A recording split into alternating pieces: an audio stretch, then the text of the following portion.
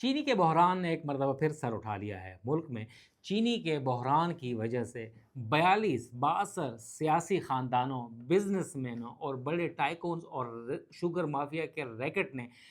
ڈاکہ ڈالا ہے، اور 300 ارب روپے کا ڈاکہ ڈالتے ہوئے پاکستان میں چینی کی قیمت 120، 130، 180 سے 200 سے ہوتی ہوئی 220 تک پہنچ چکی ہے، اور بتایا جا رہا ہے کہ چینی کی قیمت آئندہ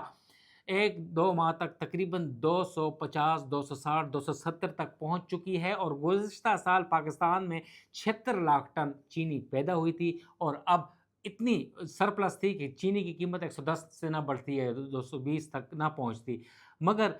8 لاکھ ٹن ایکسپورٹ کر دی گئی۔ اب قلت کی وجہ سے مزید 5 لاکھ ٹن منگوائی جا رہی ہے۔ ایکسپورٹ کر کے بھی مافیا کو فائدہ اور امپورٹ کر کے بھی مافیا کو فائدہ، اور 42 خاندانوں کے نام سامنے نہ لانے کے اوپر